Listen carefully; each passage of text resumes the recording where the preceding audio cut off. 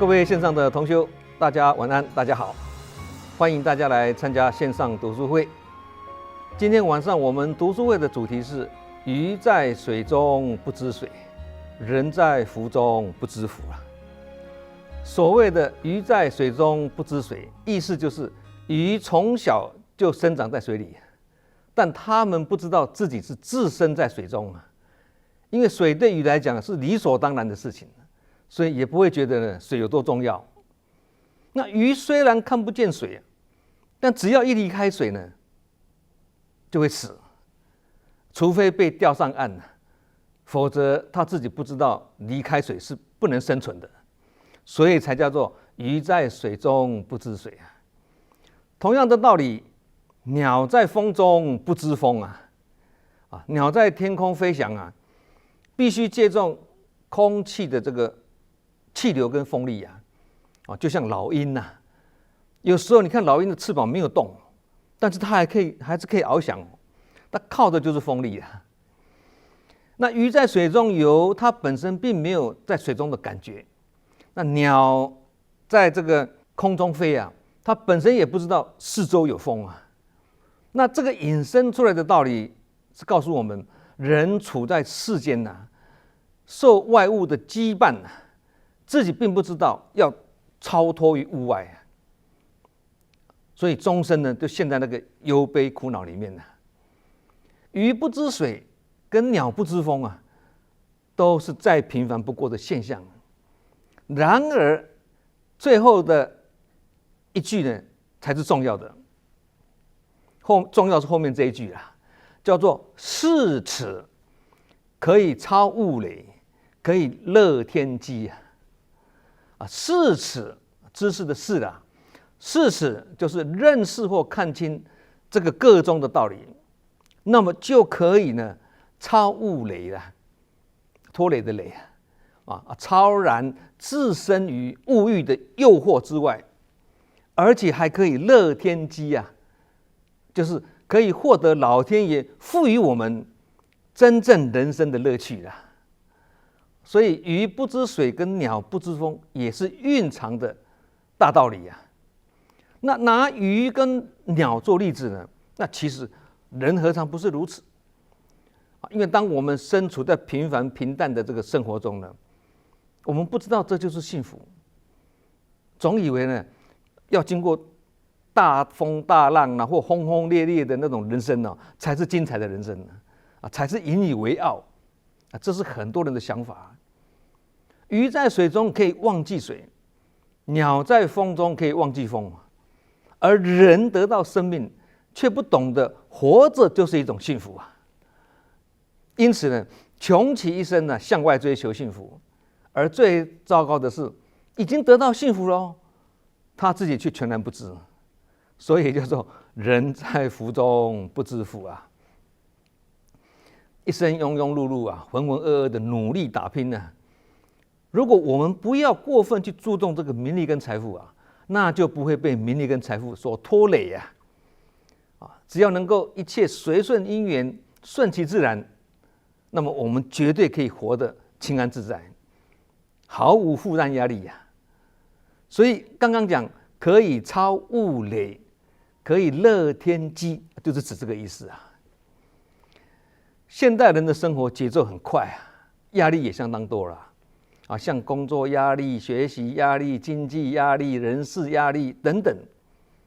如果我们可以尝试放慢脚步一切呢循序渐进不急不徐稳扎稳打，先让自己的心灵呢充盈起来，丰富起来，那不要太去在意身外之物或身外之事只要身体健康，心情愉悦，这个简单已经就是美的就是幸福美满的人生不过这个要人在福中也知福的人才感受得到，那不知福的人就体会不到这个道理了那呼吸空气也是一样的道理人要依赖空气而生存嘛我们虽然说空气是吃不饱但没有空气又不行没有空气就无法生存所有的生物都会因缺氧而死掉那鱼不知道水的存在更重要，所以它不懂得感恩水。同理啊，我们忽视空气的存在，认为是理所当然的，也不懂得会感恩呼吸嘛。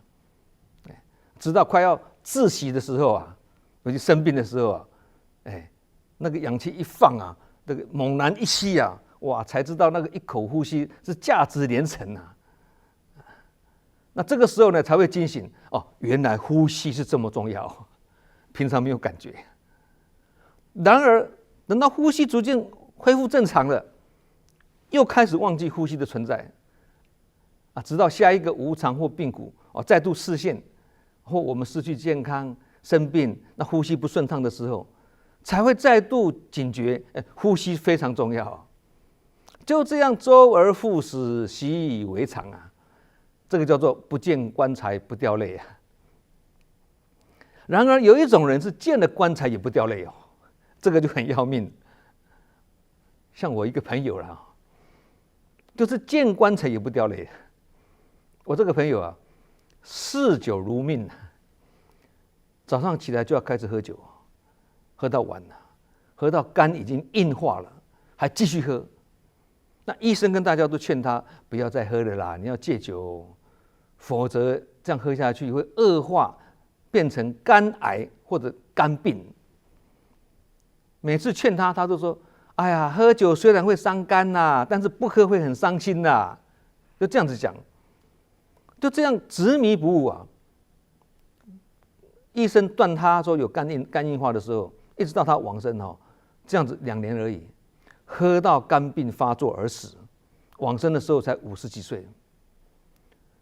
这个就是死于自己难改的个性啊，死于固执啊，跟上次我们讲的孔子的学生子路也是一样，子路最后也是死于非命嘛。人在福中不知福这句话，我们经常都在说，每个人也懂得这句话的意思。那其实呢，身在福中不知福，还有下半句耶。下半句这个才是精华所在啊。这一句就是船在水中不知流啊。什么意思啊？意思就是我们把一艘小船放在大海的上面啊，那小船会顺着这个水流呢，到处漂泊嘛，因为水有水势啊，而且是流动的啊。但是小船自己感觉不到水流啊，就像鱼在水中不知水一样啊。那这个水是大环境，而每一个人就像什么一叶扁舟啊，一艘小船漂浮在水面上。那这代表每个人都有各自成长的历程啊，就像小船漂浮在水面上一样啊，会各自漂到不同的地方去啊。那船在水中不知流，如果把它改为人在水中不知流，也是通。举个例子，每年夏天，很多人海边戏水，常常发生溺毙的事件啊，小船翻覆啦，大家都落水啦，最后被救起来或找到遗体的时候呢，都会在不同的地方啊，因为都被水漂流到不同的地方去了嘛，里面有水流啊。在山中里面，这个不只是大海，在山中里面的溪流玩水也是一样啊，不幸溺毙，最后找到遗体都是在很远的地方。这就是人在水中不知流啦。表面看起来海水或湖水呢是很平静的但其实是暗潮汹涌，危机四伏啊。因为我们看不到水流跟水势，看不到不代表是没有而是我们不具慧眼所以没有先见之明无法洞察先机来避开危机啊。而人生的危机就是来自人生充满着无常跟变数嘛，每一天都有可能发生变化啊。佛法告诉我们三理四象三理就是生理、心理、物理嘛。那四象呢4种象那四象是什么？各自都有不同的现象生老病死啦，生住异灭啦，成住坏空啦等等。那我们成长过程中呢，身边那些美好的事物，我们总认为它是应该的，是理所当然的，因此呢，就会对他们的视而不见，听而不闻了。所以也不觉得他们很重要嘛？为什么？因为平常我们饿了就能吃到饭啦，渴了就可以喝杯水啊，很简单啦。累了休息一下，睡觉一下，这些都是轻而易举又微不足道的小事啊，但却是幸福的基础跟来源呐。然而，我们并不觉得这些事情有什么特别。刚刚讲的这个呼吸是这么自然跟理所当然的，但要能呼吸才能活命啊！不能呼吸的话，就会歇歇收看啊。所以能呼吸而活着，这样就是一种幸福了，不是吗？诸子治家格言呐，它不是一本书，它只是格言呐，一句一句的啦，好像近似语这样子啦。全篇只有525个字，里面是字字珠玑啊，是以家庭道德为主的经典启蒙教材啊。其中有一句话是这样子说：一粥一饭当思来处不易啊，半丝半缕恒念物力维艰啊。意思就是说，我们对于所吃的一碗粥或一碗饭，应当想着是得来不容易的哦。对于衣服的那种半根丝半条线也要常想着这些物资的产生是艰难的哦。其实这个就跟我们平常在讲的一粒米中藏日月，半升锅中煮山河是一样的道理啦。因此，我们如果能够善于发现身边细微的美好，并且能感恩现在所拥有我们就会感觉自己是置身在幸福的环境中心情也会变得很好以前我们读书会经常会提到一句话：当一个人的心灵逐渐净化的时候，一件在别人看起来是微不足道的事情，他都会感觉是很大的满足跟享受的确是如此但是这个要自己去体会啦，因为这个是如人饮水冷暖自知那诸子治家格言里面还有一句话他说：宜未雨而绸缪勿临渴而掘井这句话一听就懂嘛提醒我们不要等没水了才来挖井什么事都要提前准备，超前部署。那这个就要有无常观嘛，才有可能嘛。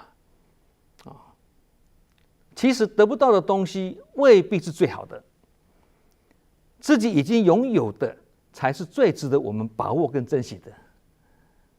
所以要做到知福惜福再造福，人生才会福运自来，好运常开那身在福中不知福这句话表面上看起来是简单易读甚至一看就懂嘛，字很简单但如果能够细细的去品读会发现其中是蕴藏着博大精深的道理所以真理也是藏在细节中那幸福的道理是什么？不同的人对幸福有不同的看法跟解读贫穷的人觉得有钱的才是幸福，而有钱的人觉得身体健康才是幸福。不同的人对幸福的定义都不尽相同然而相同点是大多数的人都是身在福中不知福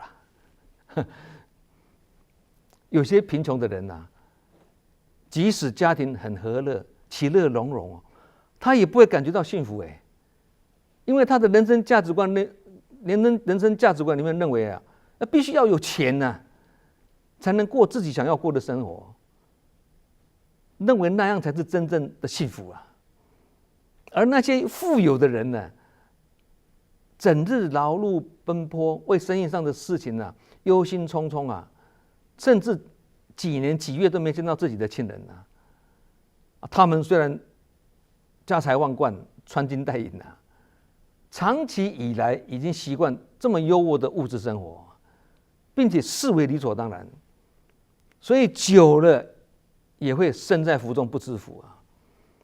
这就是现代人的真实写照嘛。所谓的知足者身贫而心富啊，贪得者身富而心贫啊。真正能够做到知足常乐的人，又有多少人呢？不容易啊。那感觉不幸福，其实就是我们内心的欲望在作祟。因为欲望的深坑就像无底洞，永远没有填满的一天的。而如果欲望恶化成为贪念，那贪念增长更是鬼门大开。这个时候我们就会轻易的走进鬼门关了。这样听起来好像有一点毛骨悚然。所以不必等到7月鬼门开了，只要贪念一起啊，鬼门就自动打开。那鬼门要开还是关呢？都是由自己决定，不是阎罗王决定的。很有道理哦。无欲则刚哈，这句话大家都知道嘛。我们很多人都误解了它的意思啊。照字面的解释是说，没有欲望就会让人刚强。这样解释的话，各位可能无法理解，而且根本也做不到。因为身为人呢，怎么可能完全做到无欲呢？一个人有欲望是很正常的啊，只是欲望高还是多还是少而已嘛。我们甚至可以说呢，欲望本身是生命的泉源呢，也是生活的动力啊，断不了了，无法断。只要是人，一定会有欲望，谁都无法避免的。你看，吃东西有食欲啊，那个买东西有购买欲啊，学习也有求知欲啊，这些都是欲望啊。那你刚刚不是说欲望会造成贪念吗？你也说贪念一起，鬼门就开啊，怎么现在又说人不可能没有欲望？这样会不会道理混淆不清啊？不会。没有混淆不清，很清楚的。无欲则刚，不是刚刚讲的人没有欲望就会刚强，这样人家听不懂。无欲则刚的正确解释是：既然欲望是不能避免，人人都会有，那我们只能通过修身养性的方式啊，让自己呢不住于欲望，也不受到欲望的牵引跟摆布啊。不但不屈服于欲望，还能够从欲望中解脱出来啊，活出真正的自我。这个才是正确的解释的。无欲则刚的正确解释是这样子的。其实这个就好像念头也是无法避免嘛，人都会起心动念啊，但可以透过修行，让念头呢生而无住啊。有念头，但不执着在那个念头；有欲念，但不执着在那个欲念道理是一样的啦。这样解释才是孔子在《论语》中讲到这个无欲则刚，它真正的意义啊。其实人性也是如此啊，欲望一旦累积太多，就会容易化作负面的情绪啊，也会让我们呢整日为得不到的东西而苦恼嘛。相信大家都有这种经验啊。这个就是求不得苦啊，是人生8大苦之一嘛。而一旦得到了，却又担心会失去。没有也烦恼，有也烦恼，慢慢就会因为患得患失啊，心情不得平静啊。举个例子来讲啊，大家都有经验。有的人出国旅游到了一个风景优美的陌生的城市啊，站在那个山边看也好，站在桥边看也好，那风景好漂亮啊。心想，哇，这座城市这么宁静优美，要是能够定居在这里，那不知有多好，有多幸福啊！然而住在这个城市里面的人他们的心里却想着那个人真幸福啊，还能够到处旅游啊，不像我们整天待在这个小城镇里面，被琐事羁绊，而过着平平淡淡的日子。所以每个人都有自己的难言之隐而每个家庭都有一本难念的经所以人们常常认为别人是幸福的，那其实别人也同样在羡慕我们的幸福啊，就好像别人的先生比较好啦，或别人的太太也比较好啦，这就是凡夫性了。为什么？只看到表面，没有看到真相。那什么是真相？真相就是天下乌鸦一般黑啦。凡夫性跟凡夫的习气都是半斤八两啦，凡夫也无国界了。以前我们讲过嘛，所以不必50步笑100步啦。要寻找自己的幸福，需要自己不断的去发掘身边的美好，也珍惜自己目前所拥有的。所有的幸福都是要先能够吃过苦，才会体会到乐。人生是苦尽甘来啊，甜中有苦啊。每个人的人生大概都是这样大同小异的啊。感觉不到幸福，那是因为未曾失去过。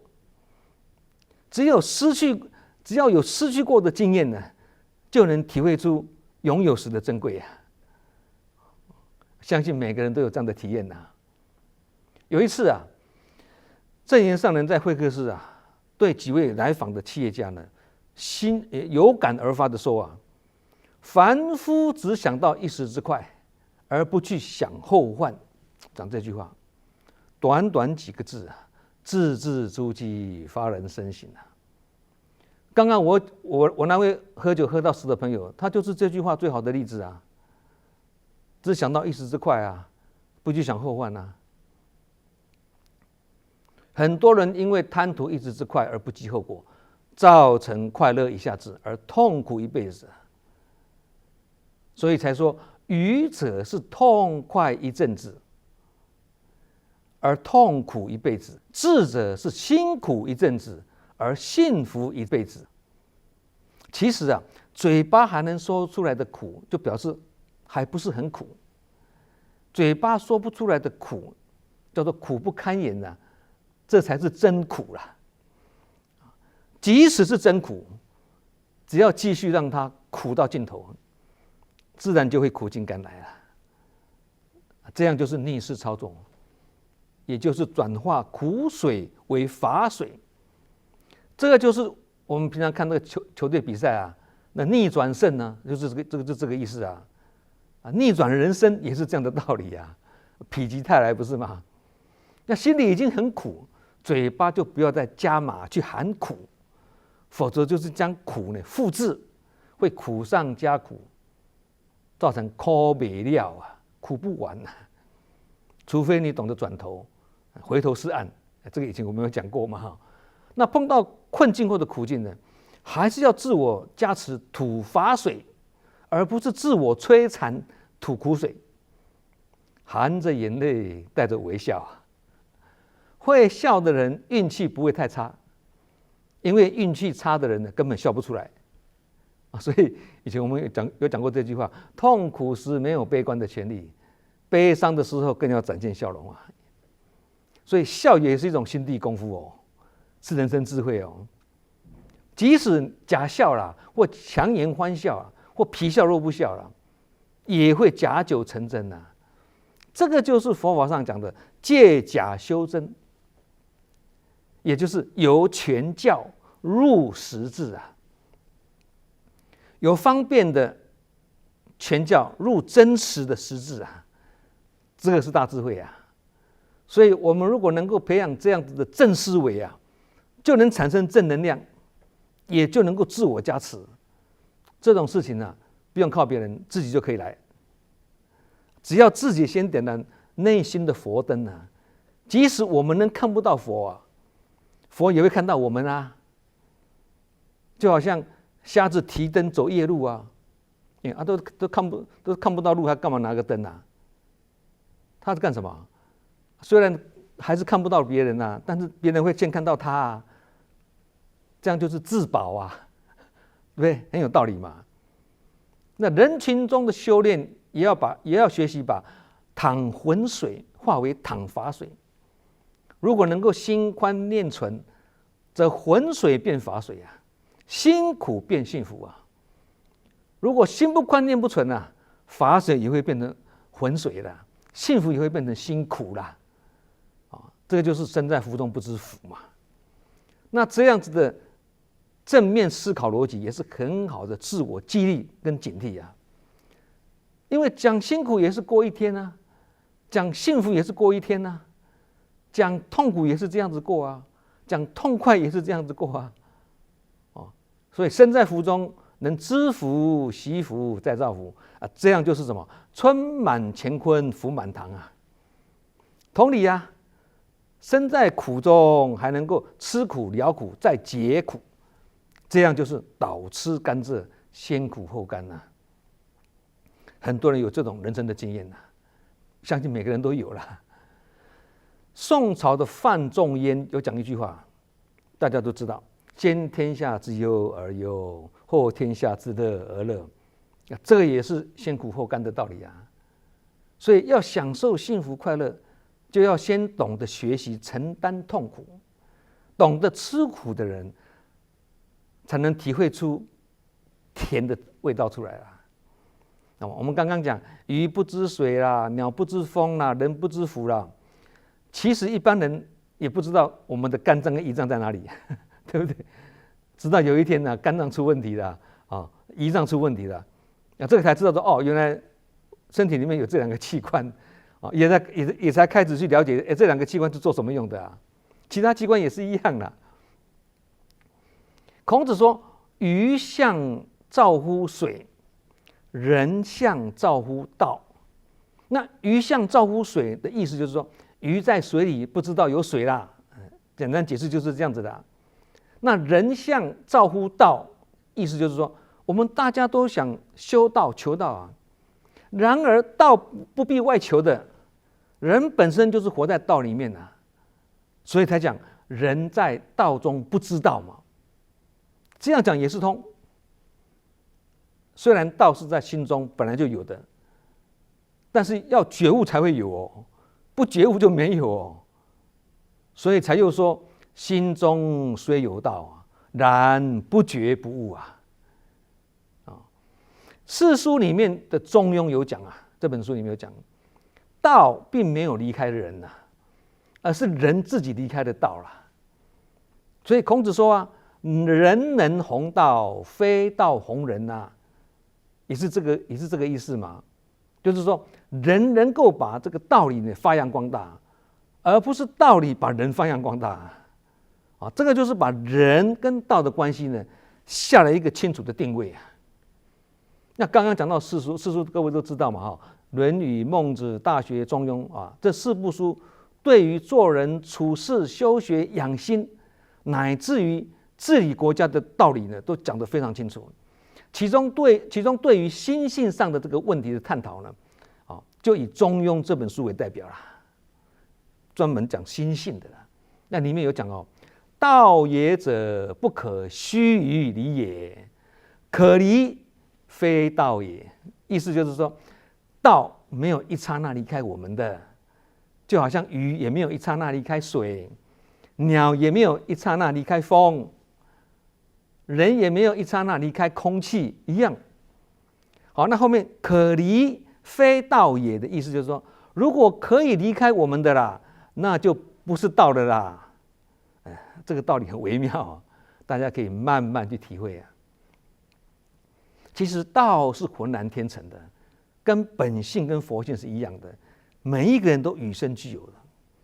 所以人本来就是心中有道啊，但自己却不知道有道，也找不到，还一直向外求，向外找，就好像明明自己身上就有明珠啦，却一直以为自己是贫穷子，你说冤枉不冤枉啊？这个就叫做人在道中不知道啦。那养人也好，跟养所有动物也好，需要什么？食物、空气跟水嘛，最基本的。那要养慧命的话，除了食粮之外还不够哦，还要道粮哦。那食粮顾肉体啊，道粮顾法体啊，一个顾生命啊，一个顾慧命啊，两个都很重要啊。有一句话叫做无事而生定啊。无事不是不管事或不做事哦，也不是殷殷没带子或宫门没带子啊，营营无代志，而且根本都无代志，不是这个意思哦，而是于事无心，于心无事啊。也就是说，你的心里如果一天到晚觉得无事，那就会无事一身轻啊。因为无风，所以不起浪啊。近似语说不怕事多，只怕多事，这个也是在警惕我们呐，要做到事烦心闲，忙而不乱呐。事情很繁重，但是心很悠闲。其实这个就跟广清老和尚所讲的，以前我们有提过哈，无来无去无代志，这些都是在强调心中无事的境界啦。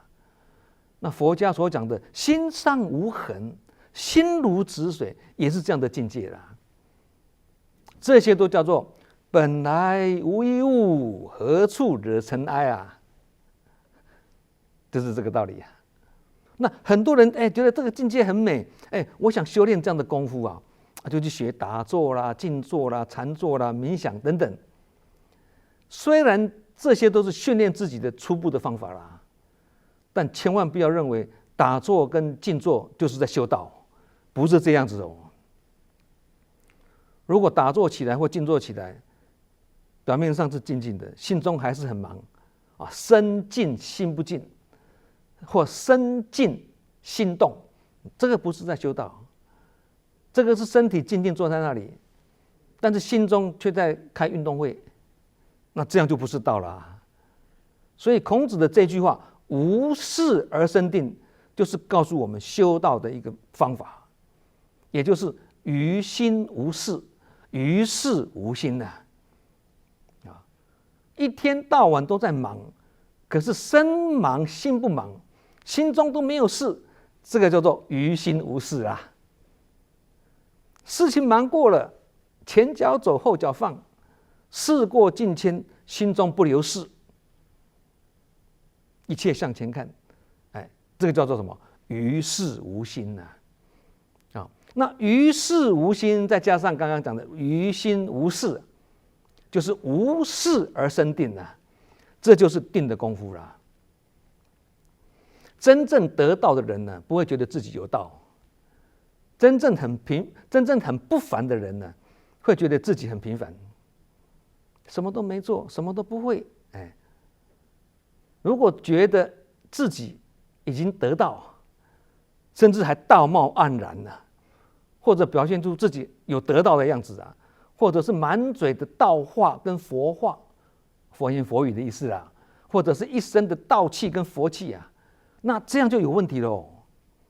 因为学佛要越学越平凡啊，甚至装糊涂都可以啊。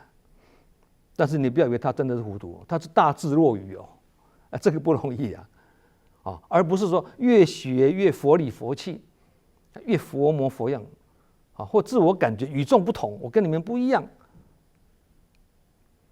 有些人你看他表面上很平凡哦，其实他是很不凡的，很不平凡的，因为他就像一根不起眼的草一样然而他却是劲草啊，他不怕疾风哦，风吹雨打之后还是屹立不摇，叫做疾风知劲草嘛，也叫做风行草偃呐。风行草偃就是大风来的时候呢，他会弯腰低头趴下去，但不会倒地不起哦。不倒翁也是这样的特质啊。你怎么踢他撞他，他最后还是回来原来的位置啊，屹立不摇啊。这些都是值得我们学习的啊。一个人的心灵如果清净的话，就能在最平凡的事物中获得快乐。看到晴天，就看到光明；看到雨天，就看到滋润；吃到简单的三餐，感觉就很好；或是一段愉悦的谈话，都能让他自得其乐，心生欢喜啊。